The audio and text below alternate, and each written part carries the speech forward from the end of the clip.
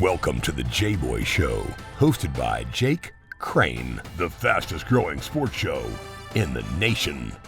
I'm Coach Hugh Freeze. This is Super Bowl champion Brandon Graham. Hey, this is DJ Shockley, and you're watching. And thanks for watching the Jboy Show.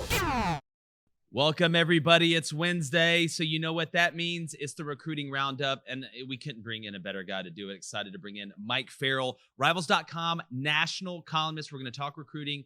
We're going to talk some Les Miles and some other interesting stuff going on in college football as well. But first, as usual, got to give a shout to betonline.ag. Called the Pete Alonso home run derby win. Listen, I'm not here to brag about the picks, but I did call it. Everybody was screaming Shohei. Everybody was screaming Joey Gallo. You never sleep on the polar bear, the 2019 winner. And if you went to betonline.ag and you signed up, whether it's desktop, mobile, whatever, you got a 50% sign-up bonus. And if you listen to me, you won some money as well. You can still get that sign-up bonus. You need to head over there right now. This show's brought to you by betonline.ag. Head over there today, whether it's parlays, pleasers, teasers, Major League Baseball, NBA Finals is winding down. You better get it in while it fits in. And at the end of the day, betonline.ag is the best place to do it. So head over there right now. But Mike Farrell, what is up, my friend? Oh, not a whole lot. We're getting ready for the season. Yeah, it's getting here, man. Got Media Day coming up. Just a hop, skip, and a jump. I want to start in recruiting, just kind of looking around the SEC.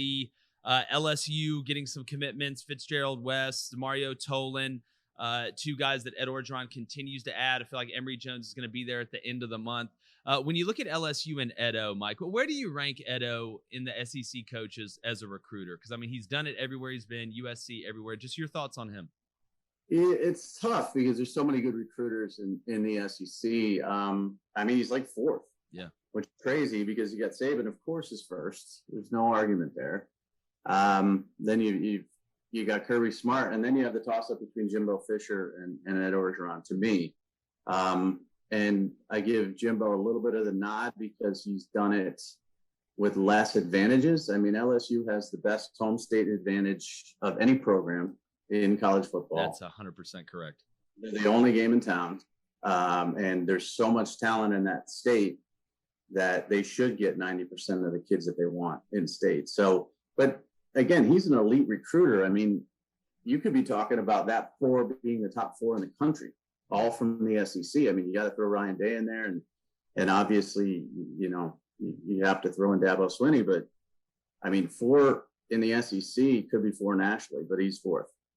Yeah, and again, it's so interesting when you start just throwing all these dominant recruiters in there together and looking in the Final Fours that have LSU and Alabama and Georgia and A&M in it.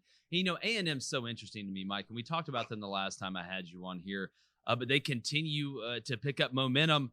And right now with Bear Alexander and Smoke Bowie decommitting from Georgia, looking like A&M is leading, especially for Bear Alexander. How do you feel about those two kids right now? Because, I mean, I'm looking at Bear Alexander. He's the same size as Jordan Davis, Mike, and those are the guys you got to get if you want to try and beat Bama in these teams. Yeah, and it's funny. I mean, he committed to Georgia early, and on the calls, we all knew that wasn't going to stick. But, publicly, you can't go out there the day after he commits and say, oh, this isn't going to last. Yeah.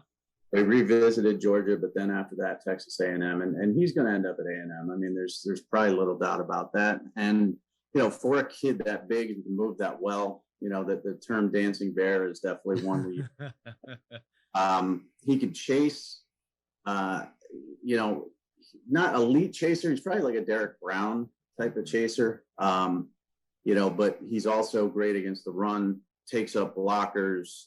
He's going to be a tremendous player for them. And A&M is going to finish in the top 10 recruiting, as they seem to do under Jimbo. They're going to put the pieces together. Their defense is loaded this year. The offensive line loses some guys, but they had a great O-line class last year, so they'll plug some guys in there. And in this class, they've got players that are being overlooked a little bit. Bobby Taylor, the D-back from Katy, Texas, could be as good as any corner in the country. And Connor Wegman is like the third guy everybody talks about in the state of Texas, but he's a heck of a player. So the Aggies this season, defense is going to do it, and the running game, and we'll see who the quarterback is. But moving forward, if Jimbo can get a quarterback that can make a difference, then he has a chance to win a national title. I agree. And A&M, just if I had to project the next 5 years and pick a team outside of Alabama and Georgia that I think is the scariest for the next 5 years, A&M is that team, in my opinion. And Jimbo's done a hell of a job, especially early there. And moving down in the West, Mike, you're looking at Auburn, there were a lot of cries. Brian Harsin's not getting commitments. Auburn's really not in a ton of recruitments that are going down lately. And then all of a sudden you get Demetrius Robertson in the transfer portal, which is huge for that wide receiver room. But you also get Micah Riley-Ducker, a tight end, flex Y, whatever you want to call it, out of Nebraska. It's looking like Damari Alston is in Auburn. It's pretty interesting. You got Caden Story deciding at the end of the month. What do you think about the month of July for Brian Harsin and Auburn and just how he's done overall? Because, as well as I do, Mike, you've been doing this for a long time. It's hard that first year, man, when you don't have these relationships. It's just tough. Yeah, he's a fish out of water. It's not like he's known in these recruiting areas. He's put together a good staff, but with 6 commitments, I can get why Auburn fans are a little bit worried. The next smallest amount is 10 at Florida and Ole Miss. So, when 5 of those 6 are 3-star kids. So you begin to wonder, Gus did a really good job recruiting. Chizik did a really good job recruiting. They had success very up and down. Is this going to be Harsin sort of picking and choosing the guys he likes and not worrying about recruiting rankings? How's he going to close? We still have that to worry about in December. July's big for them. They need to get their numbers. You want to be done in August. Yeah. Usually by 75% of your class. So they've got more work to do than anybody. And July is going to be big for them. But again, first-year coach from a different region is not going to just kill it. He's not going to wave a magic wand, especially when, there were some mistakes made in the previous regime, sort of not getting away from Georgia, but just not winning battles in Georgia, which is so important for Auburn. And you've got Nick Saban in state who just can, pretty much get anybody he wants. It's a challenge, and it's going to be a slow roll for them. Yeah, and again, you want momentum. You tend to see the domino effects, and then you have, on the field, you can promise all this, then you get on the field, see what you can do. But like you said, man, especially now with and I don't even want to call it the early signing period, with the new signing period that's in December, then we have the late signing period. A lot more kids signing early. You do want to be done in August. But, Mike, last question, and I want to get to this Les Miles situation. I find it very interesting, and then talk a little NIL with you. When you look at Mississippi State and Ole Miss, Lane's gotten a couple commitments. Preston Cushman, 3-star offensive lineman, got another 3-star offensive lineman, 2 tackles, I believe, one from Texas as well. How do you think the battle between Mike Leach and Lane Kiffin's going, just from, looking at the outside in? I would give the advantage to Kiffin. I think he's a better natural recruiter. They're both eccentric personalities. I think Mike Leach is more apt to just sort of throw his hands in the air and say, if you don't want to be here. And I think Kiffin's more the guy who'll stay in there and really recruit. I think this season's going to be telling. There's a lot of expectations at Ole Miss, especially offensively, but the defense needs to step up a bit. And Mississippi State is a bit of a nightmare right now. So I would give the advantage to Ole Miss. I think recruiting wise, he's going to have a better opportunity to land some bigger and better players than Mississippi State. And I think he's probably going to outdistance them a little bit over the next couple of years.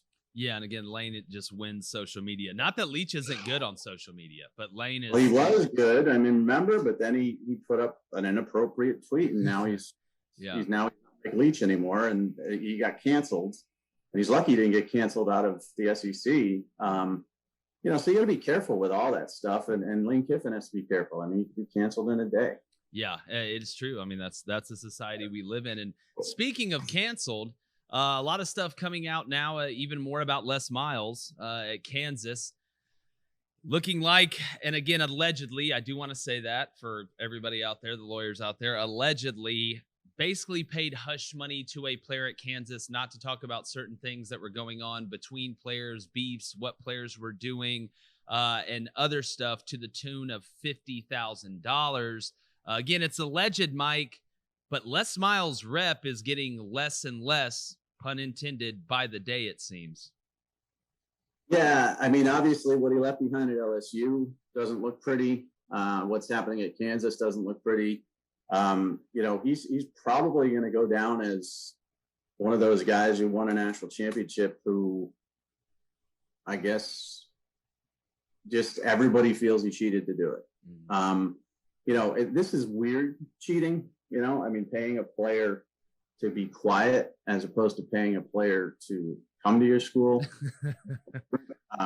Everybody on earth knows hush money doesn't work.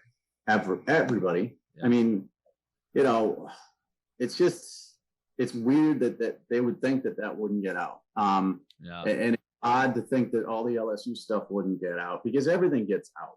You know, not everything, but like the real serious stuff that you try to sweep under the rug is going to get out. It's just too much of a social media and media-centric world. So I think, you know, Les Miles was a affable guy, fun to talk to, a character, you know, but he's going to be known a whole lot less for eating grass than he is for all this garbage. I mean, again, but this is not good at all. Yeah. Well, we knew he was eating the grass. Turns out it looks like he was smoking it too with some of the decisions they made at Kansas. You know, again, like you said, hush money never works. I don't know how you don't think that's going to get out. But it is what it is. And like in society nowadays too, you know, news circulates, and once it gets out there, it's out there. Screenshots live forever. So it's going to be interesting to follow this. And speaking about interesting, Mike, again, as a guy that's covered, you know, recruiting the space as much as you have, this NIL, and look, you know, we all know stuff when it goes on, you know, even before NIL, we don't have to get into that. But now, just your thoughts on the rollout of it and how it is going to affect recruiting. Has that now become one of the top, if not the top recruiting pitch to kids, the high profile kids that, hey, you know, you come here, we have the best chance to get you the best sponsors, this, that, and the other? It's one of the top two now. I mean, the first is the NFL. Yep. You know, education has fallen another notch. That doesn't matter. And then winning, you know, so winning is always the great, you know, equalizer. And if you win, then you can showcase yourself and go off to the NFL and blah, blah, blah. But, you know, the NFL paycheck for a first rounder it dwarfs any stupid little NIL deal they could get. Yep.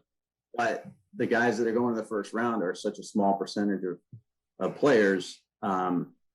It's tricky because all the high school kids think they're first rounders. Yep. Right. And their parents do too. Yeah. And you got to focus them on the real money, which is the NFL. But they want something now as well. And they get very impatient if they don't get it. So they're going to be looking at the deals that previous players signed. So when you look at Miami, you know, with De'Aaron King and all the moves that he's making, and the entire team getting something, that's a big boost in recruiting. And it's got a lot more ears up when it comes to, you know, how much interest there is in Miami from prospects, especially in the state of Florida. So it's going to be the new arms race. You know, it used to be facilities. Now it's going to be NIL, and it's going to be extremely important. Guys like Nick Saban will still say, listen, you work hard, you get a first round grade, and here's all of my millionaires in the NFL. But other programs that are, you know, middle of the road, they're going to be able to use the NIL to lure people. And last year, I believe Corey Foreman, defensive end, you know, who chose USC over, you know, Georgia, LSU, and a bunch of others. I think he chose it because of name, image, likeness. And I think you're going to see more and more of that. Yeah, and I've always wondered if some of these guys, whether it's even from the transfer portal or some of these high-profile kids, may not go to a huge place to be a bigger fish in a smaller pond, therefore getting more NIL. I know a bunch of coaches from Group of Fives and from some of the lower-level Power Fives have been pitching that to some of these kids in the 2023 class and 2024 class as well. It's going to be interesting to follow that kind of a trickle-down economic situation from an NIL standpoint there. But Mike, we're here with Mike Farrell, Rivals.com national columnist, Rivals Godfather. I'm going to let him drop his TikTok, all that stuff. We always got to mention TikTok in here because I'm still figuring it out. It's like being in a spaceship, just circling orbit, trying to figure out where you're going to land. Maybe one day I'll find out. But, you know, Mike, when you look at the SEC and you look at the West, is this the deepest you've seen the SEC West in a while, even though Alabama may not be as elite as they were just from top to bottom? And there looks like no cupcakes to me. I mean, I rated the divisions today on Rivals.com, and I originally wanted to put the Big 12 first because they don't have divisions and they have an advantage not having divisions. And, you know, I looked at it and I was writing it as if the Big 12 was number one, and then I just kept saying to myself, no, it's just not the case. I mean, the two worst teams in the SEC West are Mississippi State and Arkansas. And Arkansas showed tremendous improvement under Pittman last year. And Mike Leach is a very good coach. And then the rest of them, I mean, Auburn is breaking in a new coach and will have a new system, and there'll be growing pains with that. Ole Miss needs a defense. But, I mean, LSU, Texas A&M, or Alabama could win a national championship next year. You know, they each have different strengths. You know, LSU is loaded and young. They just need to figure out their quarterback. Same with Texas A&M, and they have the best defense, I think, in the country. You know, if Georgia doesn't, and then you've got Alabama, who you can never count out. I don't care if they lost, you know, starting quarterback, they're starting running back, they're starting left tackle, they're starting wide receivers. I don't care. They're going to be good. They're going to lose one game at most, and they'll be in the playoffs. So I don't think it's the deepest. You know, well, I guess depth-wise, it is pretty good, because Arkansas, you know, under Chad, it was like, yeah, you can say it, Mike. You can say it. I say it all the time on here. They were a disaster. Yeah, and he always had that one team in the SEC West that really, really stunk. Yeah, and he had that this year. But I'd have to really look back, because I think there's been other years where it's been a little bit better at the top. Like, I'm not sold. I think any of those three can win the national championship, but I'm not sold that any of them will. I have Georgia and Oklahoma with a better chance of winning the national championship than Alabama, and that's rare. So, you know, I think it's deep from top to bottom, but not as top heavy as normal. Yeah, and listen, I can totally understand that argument. That's really kind of the other side of the argument, you know, of mine being as deep as possible.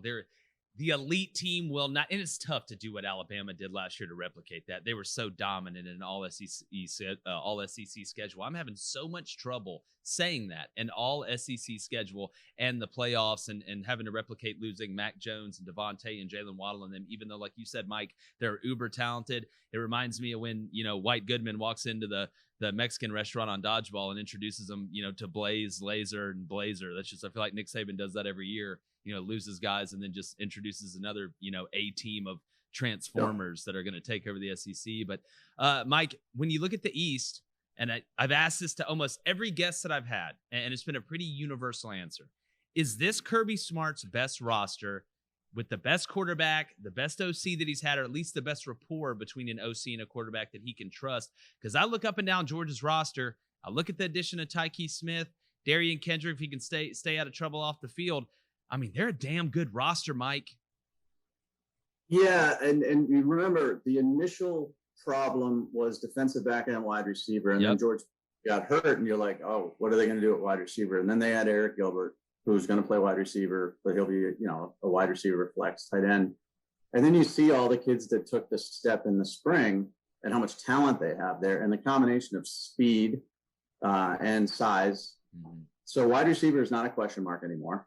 And then defensive back, you mentioned they got Tyke Smith and Darian Kendrick, and, you know, they just shored up two huge areas. I mean, those are both guys. Like, Tyke Smith played like 85% of his snaps. He may be the best nickel in the country, Mike. He may be the best nickel in the country. As a slot corner. I mean, he you know, people list him as a safety, and I've got him as a safety on my you know, NFL draft board and all. Yeah. Well, a nickel's a safety that can play down, and I mean, you should be able to rotate those guys with the 4-2-5 nowadays. You got to be able to. And he is a corner. I mean, that kid plays man to man as much as anybody else does. So you add him, and you've got some experience back there as well. But you just had those two weaknesses of guys who can lock up and cover, and you know, you get them both. The only question now is the offensive line, and I don't really worry about that too much. But they're loaded at running back. It's really going to come down to, are they going to disappoint? Because there's absolutely no way that this shouldn't be Kirby's best team on paper. And honestly, if he doesn't win a national championship this year, his job's not in trouble, but the Mark Richt stuff is going to, you know, start to pile up even more. And they're going to call him a recruiter and not a coach. So he's under tremendous pressure, different pressure than Scott Frost, who's fighting for his job at Nebraska. But pressure nonetheless, and it's really definitely his best roster. Yeah, I mean, you look up and down, and now you have the quarterback. Last year, obviously, they had, an elite team really outside of the quarterback. I don't think enough people are talking about Darnell Washington at tight end either. I understand Eric Gilbert being able to flex him out. I mean, Darnell Washington's, 6'7", 280, Mike, and can move? Yeah, he's like 260. He looks like LeBron James. The issue is, will they throw the ball to the tight end? And will Kirby allow Monken to open things up?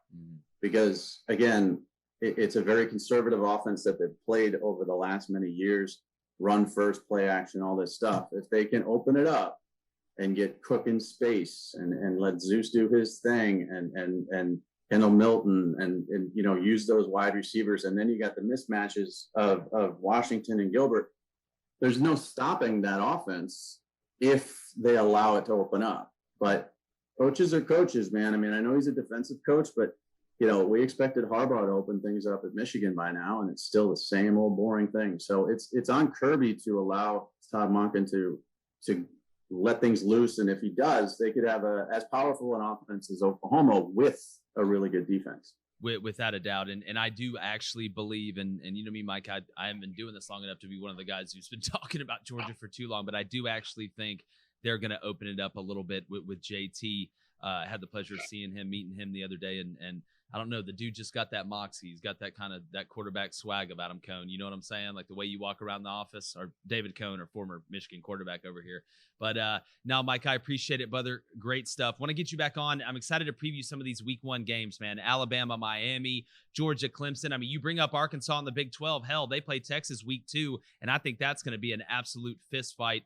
Excited about that. But tell everybody where they can find your content. Mike Farrell, the Godfather. Surprised we didn't see the cat today. I'm always going to bring it up when I get you on here, man. You're not petting the cat today. I'm just hoping everything's all right. No, well, everything's not all right. Sad news. No, Mike, don't do this to me. Last Thursday, I had to put my cat down, which is Mike. She was 13 years old and she had cancer and all that. So the evil genius with the cat, I don't know when you're going to see that back. That putting an animal down sucks. It's the worst. I'd rather put a person down. Like it's tough. I could pick 1,000 people that I would put down. So, but yeah, you can find me at Rivals Mike at Twitter, and you'll be equally mean to me. I know everybody will be. They don't care about my cat or anything. Me too. They're probably pissed I brought it up. So right. So, and Rivals Godfather at Instagram and TikTok. Here's the thing I've learned about TikTok. I'm Rivals Godfather on TikTok, right? You got to do constant TikToks to grow, and I just don't want to do constant TikToks. Yeah. So it's my own fault. I'm just below 10,000, which is creator level, blah, blah, blah. You get extra perks or whatever. I just don't, every day I wake up, I said, oh man, I should bang out 6 of these. And I don't want to do any of them. So my fault that I'm not growing on TikTok. But that's the key. You got to do a ton. Where at Instagram, you can't overload people, and Twitter, you can't annoy people. TikTok, apparently they just want more and more and more and more. So you can tell the generational difference in the gap of how people approach things. Hell, I can tell being on Facebook, Twitter, and TikTok, the times that the people get up. It's amazing how quicker Facebook people get up in the morning and start liking stuff than some of the younger other platforms. Instagram's a nighttime thing because mostly TikTok is all kids. So it's like, I don't even know what the hell. I don't know if they sleep. Half of them I don't think sleep. So no, I'm with you, Mike. But great stuff. It's all soda and Adderall, man. So I can't keep up with TikTok. I'm gonna try, but I don't have it. Yeah, look, man, I'm there with you. I'm just sitting here watching me, you, and Barrett Salih try and do this. Shout out to Barrett, friend of the show, and it's just so interesting to watch. Yeah, I'm friends with Barrett on TikTok. Yeah, I think we all 3 are friends. I think we're like, y'all may be like 3 of my friends. Yeah, and luckily I'm dwarfing you guys, so think about that. But it's not going to be long before you guys pass me. Nah, well, I mean, I got to do content on there first, Mike, to be able to pass you. And I'm with you, man. Like, I'd much rather do this and talk about ball and draw stuff up and do stuff like that. But, Mike, great stuff, man. Excited to get you back on, brother. Congrats on all the success. And, look, sorry about the cat. I had no idea about that audience, by the way. I just you didn't. Brought that up. That wasn't scripted. And I wouldn't have brought it up otherwise. But it is just it's an interesting coincidence. And when things do happen in your life, and again, a cat is like not a child, but it's just so funny to see on Twitter how little things bother you. Mm-hmm. And when you're back in your regular routine of stuff and you get pissed at a stupid Florida State fan for saying something about you that, like, I couldn't care what anybody says right now. Yeah. But you become sensitive when real life doesn't get in the way. So true. social media is not real. And if you have haters, that means you're doing your job right. I've always said that. Without a doubt. The echo chamber will be the death of us all, Mike, and I believe that till the end of my dying day. It's one of the 4 things I know. But Mike Farrell, national columnist, Rivals.com. Go check his stuff out. He dropped his tag. Great friend of the show. Always great content from recruiting to division rankings. He does a little bit of everything. He is a true dual threat media member. Go check Mike Farrell out. We appreciate you guys joining us. Mike, thanks again for joining us, my brother. All right, no problem. All right. Make sure you go to jboyshow.com, grab some merch, subscribe, YouTube, Apple Podcasts, Spotify. Y'all know the deal. It's been another recruiting roundup for Mike Farrell, and we are gone. The Jboy Show is produced by David Cohn, Technical Director Dave Hammock, Creative Director David Culbertson, Audio Engineer Feyzan Shareef, Production Assistants Blaine Crain and Kyle Orr, Executive Producers Jake Crain, Vince Thompson, Steve Chamberlain, and David Cohn. Please subscribe to our YouTube channel and visit our website, thejboyshow.com, for updates regarding our newest apparel and merch designs. Win the water cooler with the Jboy Show.